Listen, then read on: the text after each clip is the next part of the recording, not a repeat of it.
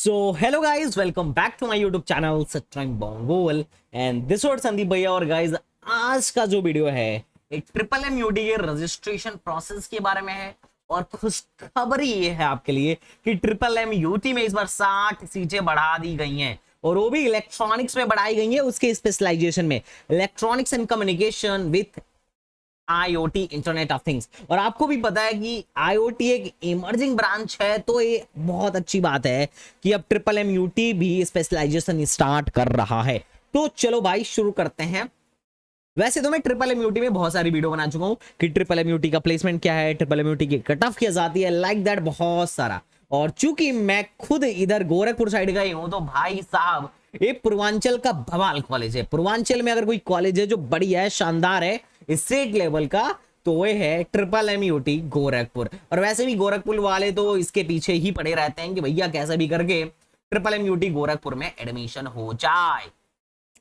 मैं बार बार आपसे कहता हूं कि जो यूपी में स्टेट गवर्नमेंट के बेस्ट कॉलेज जो हैं उसमें HBTU पहले नंबर पर आता है, फिर उसके बाद से आपका IIT लखनऊ, और तीसरे नंबर पे आता है ट्रिपल एम यूटी गोरखपुर, और चौथे और पांचवें पे अपने KNIT और BIT आते हैं। हालांकि पहले उतना बढ़िया प्लेसमेंट नहीं था, बट कोविड के बाद से क्या बढ़िया प्रोग्रेस करा है ट्रिपल एम यूटी गोरखपुर ने, प्लेसमेंट वगैरह काफी बढ़िया हो चुका है। तो चलो हम पहले इसके बारे में जानते हैं कि ट्रिपल एम यूटी गोरखपुर में रजिस्ट्रेशन कैसे करना है, इसका शेड्यूल क्या है। फिर हम ये भी देखेंगे कि किसको ट्रिपल एम यूटी गोरखपुर में अप्लाई करना चाहिए।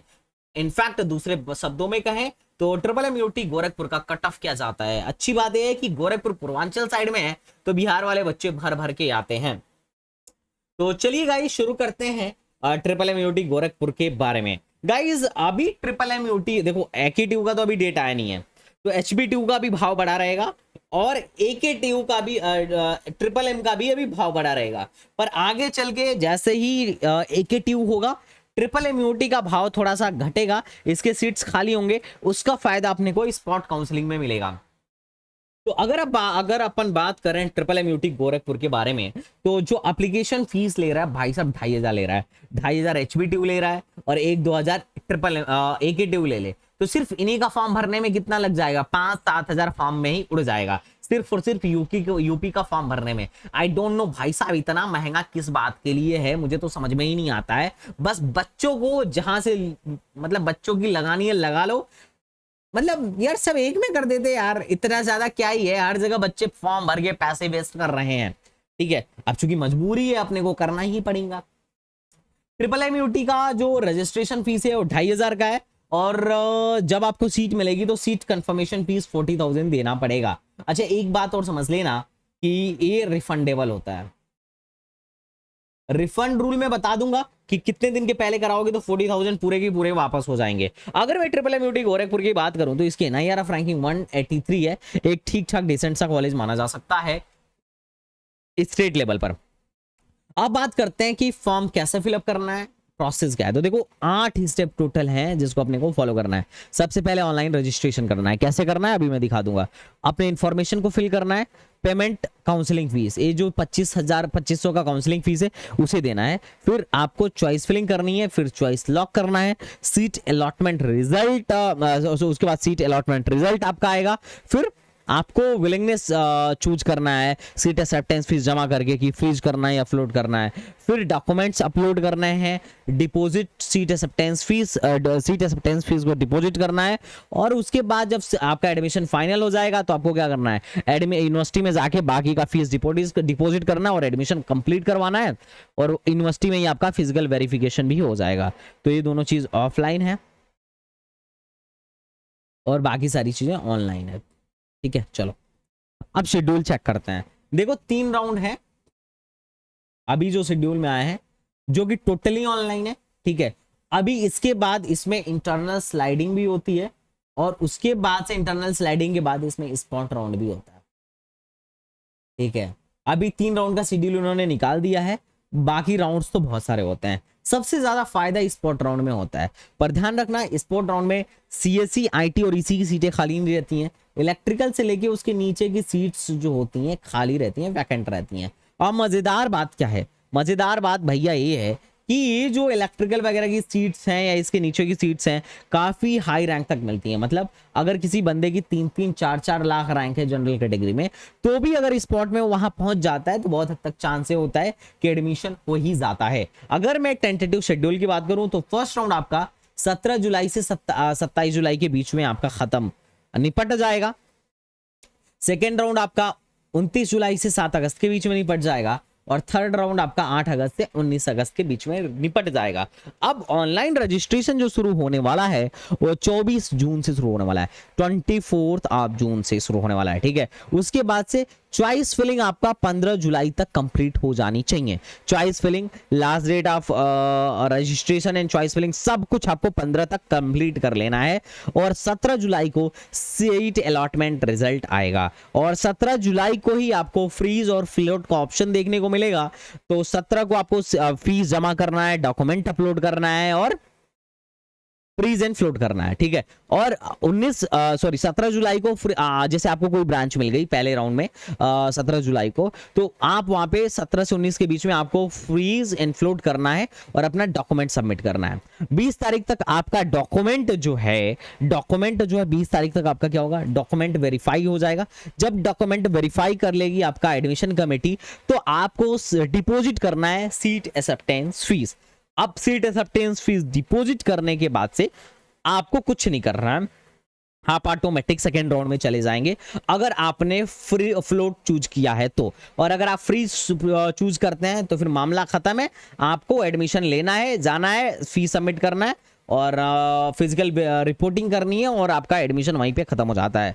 और अगर आप फ्लोट करते हो तो नेक्स्ट राउंड में जाओगे। नेक्स्ट राउंड में कितनी सीटें वैकेंट हैं 27 जुलाई को आपको पता चल जाएंगी।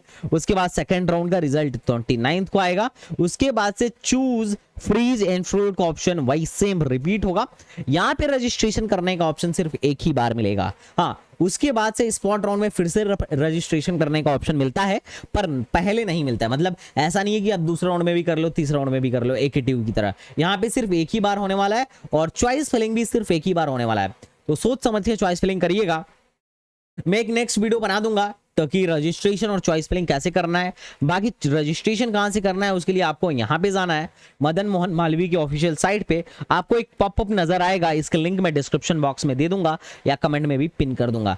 क्लिक हियर पर फटाफट क्लिक करिए और यहां पे आप देखेंगे कि link for admission, online counselling for admission BTech in first year. और काउंसलिंग गाइडलाइन आप यहां से पढ़ सकते हैं, होम स्टेट का और अदर स्टेट का यहां पे है और एनआरआई एंड कश्मीरी माइग्रेंट का यहां पर है, ठीक है। तो यहां पर आप फटाक से क्लिक करिए और सबसे नीचे जाइए। सबसे नीचे जाने के बाद से आपको यहाँ पे रजिस्ट्रेशन का ऑप्शन आ जाएगा। अब रजिस्ट्रेशन का ऑप्शन आने के बाद new candidate, as a new candidate पे रजिस्टर करिए और मामला को फिनिश करिए। अगर किसी भी मेरे भाई को रजिस्ट्रेशन करने में प्रॉब्लम आ रही हो तो आप मुझसे कनेक्ट करिए, definitely I will help you कि रजिस्ट्रेशन कैसे करना है और चॉइस फिलिंग कैसे करनी है। तो ये हो गया आपका सेकंड राउंड का मामला। उसके बाद से आपका थर्ड राउंड जो होगा, थर्ड राउंड स्टार्ट हो जाएगा अगस्त से। तो 8 अगस्त को थर्ड राउंड का रिजल्ट आएगा और उसके बाद से 19 अगस्त तक आपको क्या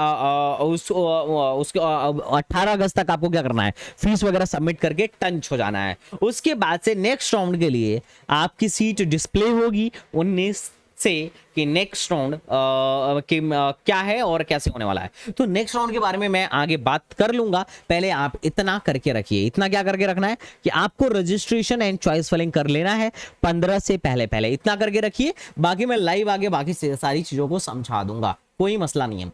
अगर मैं ट्रिपल एमयूटी के फीस की बारे में बात करूं तो 91,000 पर एनम डे स्कॉलर के लिए है और अगर आप हॉस्टल लेते हैं तो 1,15,000 और प्लस मेस चार्ज आपको पर सेमेस्टर अलग से देना पड़ेगा।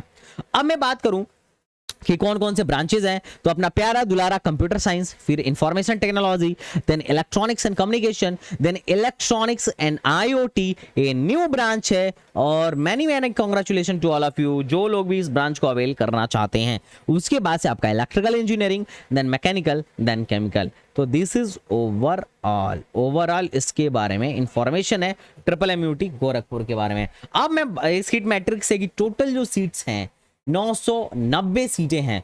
अगर अच्छा डॉक्यूमेंट क्या चाहिए ट्रिपल एम यूटी गोरखपुर में एडमिशन लेने के लिए, इसके लिए मैं ऑलरेडी वीडियो बना चुका हूं। AKT वाला ही डॉक्यूमेंट चाहिए होगा, डिस्क्रिप्शन में मैं उसकी लिंक दे दूंगा।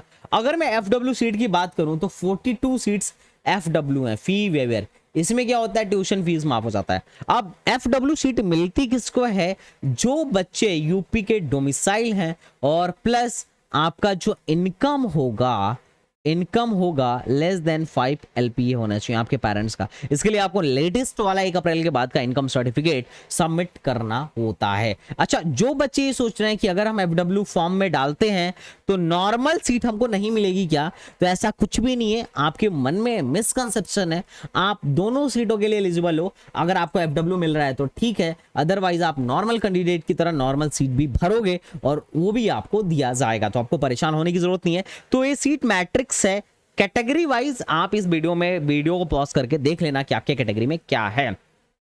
अब बात करते हैं अदर स्टेट के लिए। तो अदर स्टेट के लिए ट्रिपल एम यूटी में टोटल 84 सीट्स हैं, जिसमें कंप्यूटर साइंस में 18, ECE में 12, IoT में 6, सिविल में 12। अच्छा, पहले के जमाने में इसका सिविल बड़ा मशहूर हुआ करता था और ट्रिपल मतलब ऐसा होता था कि हमारे यहाँ का जो रेलवे स्टेशन है वहाँ के बहुत सारे इंजीनियर्स यहीं से बीटेक हुआ करते थे। ये बहुत पहले की बात है। ओके, अब मैं कट ऑफ की बात करता हूं जिसका आप लोगों को बहुत ही बेसब्री से इंतजार था। अब देखो यहाँ पे आर्म फोर्सेस, फ्रीडम फाइटर, इनका अपना अलग से कोटा है, मैं इनकी बात नहीं कर रहा, ये अपना देखते रहेंगे। मैं FW की बात कर रहा हूं। तो FW सीट अगर चाहिए आपको, सिविल इंजीनियरिंग में FW सीट चाहिए तो 2 लाख तक एडमिशन हुआ था। CSE में FW आपको 43,000 तक मिल जाएगा। ECE में FW 68,000 तक एडमिशन हुआ था। इलेक्ट्रिकल में FW 1 लाख समथिंग हजार तक एडमिशन हुआ था। IT में FW 50,000 तक मिला था। मैकेनिकल में FW 1,21,000 तक मिला था और टोटल FW लास्ट जो मिला था 2.8484 लाख तक मिला था। तो भाई काफी हाई रैंक तक एडमिशन हुआ था FW में भी। अगर मैं बात करूं BC गर्ल, तो BC गर्ल का एडमिशन जो हुआ था वो लास्ट जाके 2 लाख रैंक तक एडमिशन हुआ था किसी ना किसी ब्रांच में। यहाँ पे एक केमिकल नाम की भी ब्रांच है जो काफी हाई रैंक तक एडमिशन देती है। तो ये BC गर्ल का है। अगर आप BC हो ओपन कैटेगरी तो लास्ट ईयर 1,63,000 तक एडमिशन हुआ था। ये मैं नॉर्मल राउंड लास्ट राउंड की बात कर रहा हूं, इसमें इंटरनल स्लाइडिंग या फिर स्पॉट राउंड नहीं इंक्लूडेड है। अपन लोग स्पॉट राउंड के लिए अलग से बात कर लेंगे। स्पॉट राउंड में तो जो 3 लाख वाला भी बंदा है ना, वो भी एलिजिबल है और वो भी भरेगा तो बहुत हद तक चांस है कि मिल जाएगा। अगर मैं SC कैटेगरी की बात करूं, SC ओपन, तो इनको सिविल 4,18,000 तक, कंप्यूटर साइंस काफी हाई रैंक तक 1,98,000 तक मिल जाता है देखने को। EC 2,65,000 तक देखने को मिल जाता है। मैं SC कैटेगरी ओपन की बात कर रहा हूं और SC कैटेगरी गर्ल में तो 2,79,000 तक देखने को मिला था। मतलब अगर आप SC हैं तो मोटा मोटी 4 लाख रैंक पर भी आपका ट्रिपल एम यूटी में एडमिशन फिक्स है और अगर आप SC ओपन है तो 4,35,000 तक भी एडमिशन हो जाएगा। जनरल ओपन में काफी हाई रैंक तक इंटरनल स्लाइडिंग में रैंक चली गई थी और जनरल गर्ल में 4,23,000 तक रैंक चली गई थी। अच्छा, ये आप परेशान मत होना, कई बार स्लाइडिंग में जिसकी जो सीट रहती है उसको मौज हो जाता है। तो ऐसा तुम्हें दिख रहा होगा कि यार जनरल ओपन का 6 लाख तक कैसे जा सकता है, भैया पॉसिबल है, तो इसमें परेशान होने की आवश्यकता नहीं है। तो EWS गर्ल का 1,69,000 तक एडमिशन हुआ था। तो ये बेसिकली कट ऑफ का आइडिया है। अगर आपकी रैंक 60,000 के अंदर है तो आप ट्रिपल एम यूटी में CSE बिल्कुल एक्सपेक्ट कर सकते हो, CSIT आराम से मिल जाएगा। अगर मैं अदर स्टेट की बात करूं तो देखो, अगर आप अदर स्टेट से हो तो यहाँ पे आपको कोई भी कैटेगरी या कोई भी रिजर्वेशन नहीं दिया जाएगा। चाहे आप OBC हो या EWS हो, you will not get any type of reservation, you will treated as general candidate. Civil 1,66,000 तक एडमिशन हुआ था, केमिकल 1,53,000 तक, CSE काफी हाई रैंक तक हुआ था, EC 1,52,000 तक, इलेक्ट्रिकल 1 लाख समथिंग तक, IT 97 तक और मैकेनिकल 1,61,000 तक। तो टोटल जो सबसे हाईएस्ट रैंक तब में बंद हुआ था वो 1,66,000 तक हुआ था।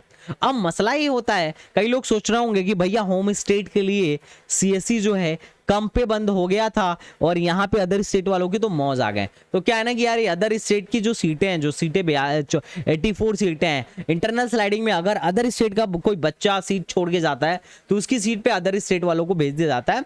तो यहाँ पे इनको ये फायदा हो जाता है। देखो 85,000 तक इनका क्या हो गया है, एडमिशन हो गया है। तो तो अदर स्टेट में भी काफी फायदा है, आप बिल्कुल ट्रिपल एमयूटी में आइए and you can get benefited. अगर हाईएस्ट पैकेज की बात करूं ट्रिपल एमयूटी के, तो लगभग 45 लाख का हाईएस्ट पैकेज रहा है। एवरेज पैकेज 6.91 लाख का रहा है। ये कुछ टॉप के रिक्रूटर्स हैं जो यहाँ पे आपको फ्रिक्वेंटली विजिट, इनके पास रिक्रूटर्स हैं जो अक्सर यहाँ पे विजिट करते हैं और यहाँ के बच्चे ठीक ठाक आजकल प्लेस्ड हो रहे हैं। पहले तो खैर ऐसा नहीं था, पर अभी कुछ गत वर्षों में इनकी प्लेसमेंट काफी तेजी से बढ़ी है। मैं लास्ट ईयर के प्लेसमेंट पे भी एक वीडियो बनाया था, आप चाहो तो उसे देख सकते हो। बट ये 6.9 लाख देख के बच्चे बड़ा खुश हो रहे थे। That is the average package. Off campus on campus सब इंक्लूडेड है। अब तुम असली प्लेसमेंट देखो, यहां पे तुम देखोगे ये एनआईआरएफ का डेटा है। एनआईआरएफ का डेटा क्या कहता है? एनआईआरएफ के डेटा के अकॉर्डिंग देखें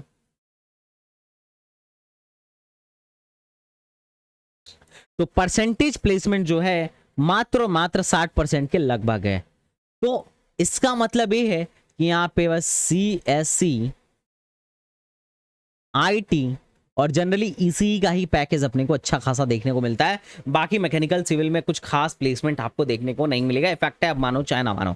अब मीडियन पैकेज की बात करें तो मीडियन पैकेज इनका वही 4.5 LPA ही है। तो आप इसे देख के 6.9 देख के खुश नहीं होना है। आपको ये ग्राउंड लेवल की भी बातें जाननी है कि किस तरीके से प्लेसमेंट चल रहा है और प्लेसमेंट रेशियो क्या है। तो ये था एवरीथिंग अबाउट ट्रिपल MUT। और आपके मन में अगर कोई डाउट हो तो definitely you can talk with us about triple MUT। आपको अगर हमसे काउंसलिंग करानी है तो डिस्क्रिप्शन बॉक्स में लिंक है, आप वहां से जाके हमारा ऐप डाउनलोड करिए, प्लान बाय करिए, बाकी आपका काम हम कर ही देंगे। तो चलिए मिलते हैं नेक्स्ट वीडियो में, तब तक के लिए बाय बाय, टाटा एंड जय हिंद।